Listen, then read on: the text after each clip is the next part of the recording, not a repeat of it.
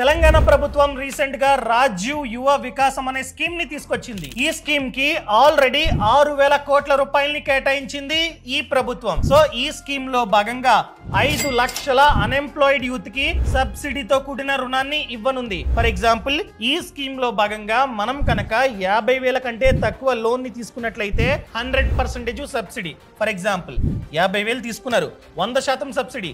ఒక్క రూపాయి కూడా ప్రభుత్వానికి వెనక్కి కట్టాల్సిన అవసరం లేదు. ఆ డబ్బుని వ్యాపారాన్ని స్టార్ట్ చేసుకోవడానికి మీరైతే యూజ్ చేసుకోవచ్చు. అదే మీరు కనుక 50,000 రూపాయల నుంచి 1,00,000 రూపాయల వరకు లోన్ తీసుకున్నట్లయితే 90% సబ్సిడీ. ఫర్ ఎగ్జాంపుల్ 1,00,000 తీసుకున్నారు, 90,000 మీరైతే వెనక్కి కట్టాల్సిన అవసరం లేదు. 10,000 రూపాయలు మాత్రమే మనం ఈఎంఐ రూపంలో బ్యాంకుకి వెనక్కి కట్టాలి. అదే మనం కనుక 1,00,000 నుండి 2,00,000 వరకు లోన్ ని తీసుకున్నట్లయితే 80% సబ్సిడీ, 20% మాత్రమే వెనక్కి కట్టాలి. ఫర్ ఎగ్జాంపుల్ 2 lakhs తీసుకుంటే 1,60,000 వెనక్కి కట్టాల్సిన అవసరం లేదు.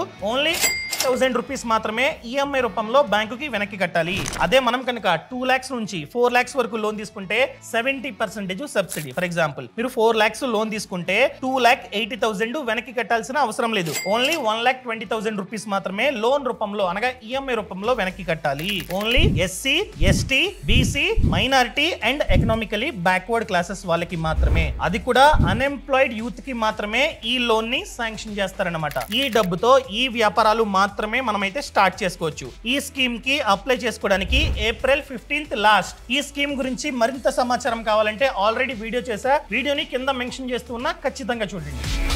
Boss Wala. Be the boss.